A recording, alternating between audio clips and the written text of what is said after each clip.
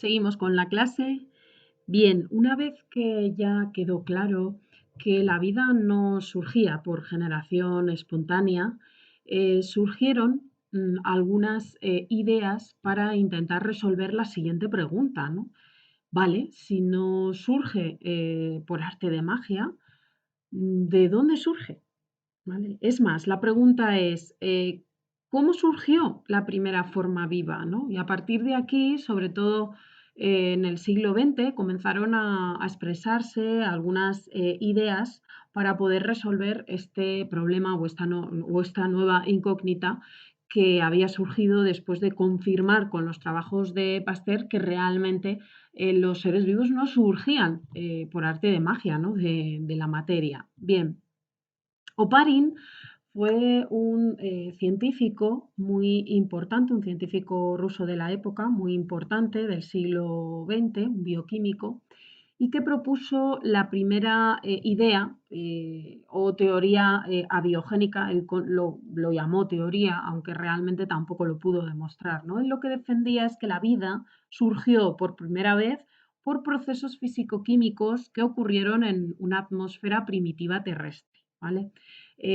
Bueno, pues en esta ilustración se intentan representar un poco las condiciones de la atmósfera primitiva. Estamos hablando de hace 4.000 y pico millones de años, en qué situación estaba la Tierra, ¿no? Como quien dice, se acababa de formar junto con los demás planetas del sistema solar y él propuso la siguiente explicación para poder demostrar la aparición de la primera forma viva, ¿vale? En primer lugar, hace 4.000 millones de años la Tierra todavía estaba caliente, como él decía. ¿Por qué?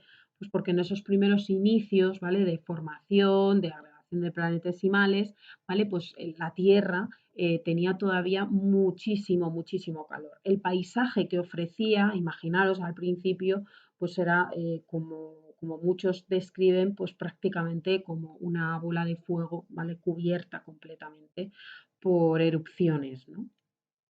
Claro, imaginaros esa atmósfera, una atmósfera, si la Tierra estaba caliente, pues la atmósfera también lo estaba en aquel momento y por lo tanto el agua que existía y que se iba soltando por las erupciones estaba todo en forma de vapor, no había forma de que el agua condensase con esa alta temperatura.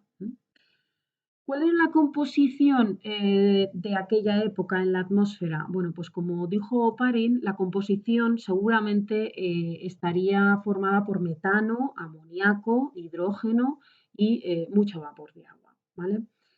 Claro, él proponía que estas moléculas en forma gaseosa reaccionaron entre sí gracias a unas fuentes de energía que él decía que provenían de tormentas eléctricas, de una radiación solar que en aquel momento era más intensa, imaginaros, ¿no? Una radiación ultravioleta mucho más intensa, y además también aprovechaban la energía, en algunos casos de manera mucho más puntual, en las erupciones volcánicas, ¿no?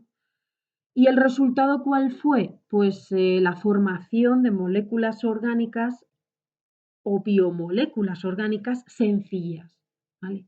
En realidad se formaron, o él explicó que se formaron los primeros monómeros de las biomoléculas importantes, ¿no? Por ejemplo, una biomolécula importante que a día de hoy sabemos pues son los glúcidos, ¿vale? Pero los glúcidos, ¿por qué, digamos, biomoléculas pequeñas están formados? O las proteínas, ¿por qué monómeros están formados? Pues bueno, sabemos que están formados por aminoácidos, ¿no? Y las grasas, pues uno de los monómeros de los que están formados son los ácidos grasos, ¿vale? Sí, entonces Oparin lo que proponía es que en estas primeras reacciones, donde se necesitaba energía, ¿vale? Se formaron estas primeras biomoléculas sencillas, ¿vale? Solo las sencillas. El siguiente paso fue que la Tierra se fue enfriando. Claro, se fue enfriando gradualmente a lo largo de los millones de años. Tenemos que volver a pensar en escala de millones de años, como en los primeros temas que dimos geología. Pues esto igual, ¿no? Entonces, ¿cuál fue la consecuencia? Si la Tierra se enfría, la atmósfera también se enfría, lo cual puede permitir a que el proceso de condensación y formación de nubes pues sea mucho mayor. al final el resultado son lluvias que van arrastrando de la atmósfera todas estas biomoléculas orgánicas que se habían formado. ¿Y dónde acaban todas esas biomoléculas? Pues en esos protoocéanos o océanos primitivos, que los llamó Parín como sopa primitiva, océanos primitivos o sopa primitiva. Y claro, lo llamó así porque daba a entender de que todas esas biomoléculas orgánicas sencillas, ¿vale?, estaban alojadas en esta sopa. Bueno, a continuación, las moléculas orgánicas se fueron concentrando y la concentración era tal pues que tenían mayor probabilidad para juntarse entre ellas y resultado de reacciones por diferentes afinidades entre las moléculas orgánicas sencillas, pues se fueron formando moléculas orgánicas más complejas. Y aquí así podemos hablar de unas primeras formas de proteínas, unas primeras formas de glúcidos o unas primeras formas de grasas, ¿vale? De hecho, incluso esas primeras formas de grasas, ¿vale?, formaban una especie de vesículas, dejando en el interior un medio, ¿vale?, aislado, y estas vesículas pues las llamó coacervados. Algunos coacervados, con la ayuda de algunas primeras proteínas que quedaban en el interior, pues fueron desarrollando moléculas con capacidad de replicarse. Ya sabéis lo que quiere decir esta palabra. Replicarse quiere decir producir una copia de sí mismo. Entonces, en realidad lo que se estaba formando en aquel momento eran los primeros ácidos nucleicos con capacidad para poder replicarse. Fue entonces, y solo entonces, cuando se considera que se formó la primera célula, cuando ya adquiere capacidad para poder replicarse. Y esta primera célula, este primer ser vivo, fue exactamente una procariota necesariamente anaerobia, ¿vale? Es decir, una bacteria que producía sus reacciones metabólicas sin oxígeno, pero básicamente porque no había oxígeno en esa atmósfera primitiva. Claro, entonces, ¿qué le faltó a Parin en esta explicación? Claro, él dio mucha explicación, pero muy pocas pruebas científicas. Lo que le faltaba realmente era testarlo de alguna manera o probarlo de alguna manera con algún experimento.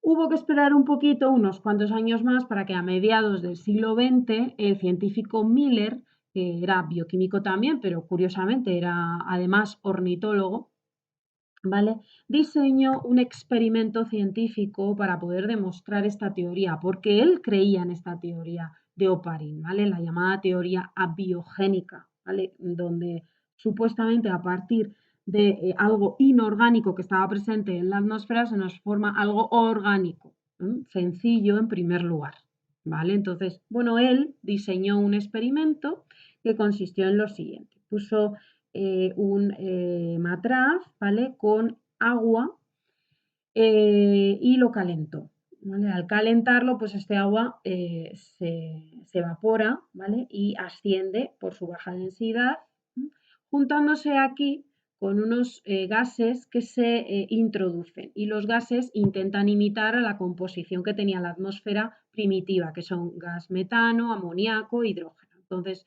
este agua, ¿vale?, arrastra esos gases, este vapor, perdón, arrastra los gases y los lleva a otro matraz que está aquí acoplado, ¿vale?, en este sistema cerrado, está acoplado.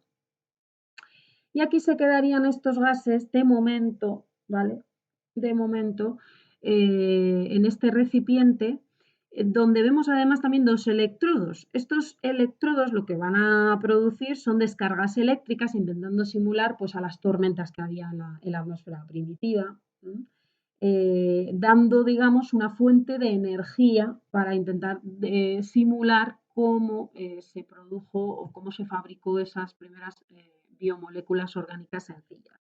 Entonces, si todo va bien, ¿vale?, y gracias a estos gases y gracias a esta energía, si todo va bien, ¿vale?, estos gases pasarían por un refrigerador, ¿vale?, donde se enfriaría el gas y entonces al enfriarse condensaría, volvería el gas a estar en estado líquido en forma de gotitas que arrastraban supuestamente unos primeros componentes orgánicos sencillos, ¿vale?, que acabarían goteando, ¿vale?, a a nuestra nueva matraz, ¿vale?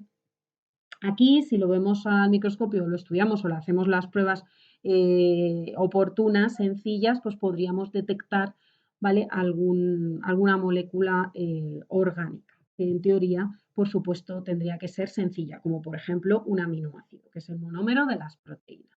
Pero esto fue un gran avance, porque ya veis que con un experimento relativamente sencillo hemos conseguido fabricar materia orgánica a partir de inorgánica. Esto es lo que defendía Oparin, pero que no supo demostrar con un experimento. En aquella época, unos añitos después de que Miller publicase, por supuesto, su trabajo, bueno, pues se creó una revolución, porque esto fue una revolución en su época. Y entonces muchos científicos intentaron probarlo a su manera, con otros componentes, y uno de los científicos que debemos resaltar es Juan Oró, que era un bioquímico español, ¿vale?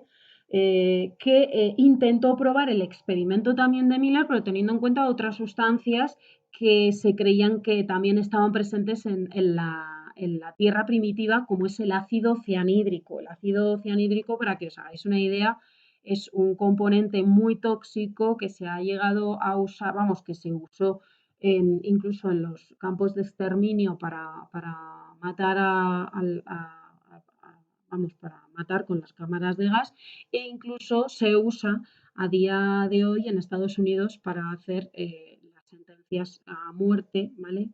Por gas.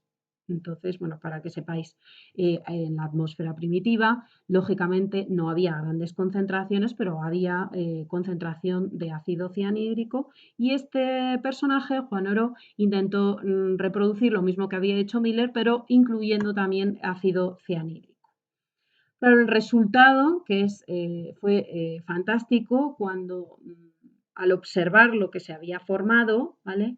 Descubrió que se había formado una base nitrogenada que vosotros ya conocéis, que es la adenina, una base nitrogenada que forma parte de la composición de un nucleótido, es decir, de un monómero de los ácidos nucleicos. Por lo tanto, no es descabellado pensar que también en aquella, digamos, en aquel escenario primitivo había componentes suficientes como para fabricar y formar los elementos necesarios del ácido nucleico, ¿vale? Que realmente fue lo necesario para poder definir definitivamente, digamos, a un ser vivo, ¿vale?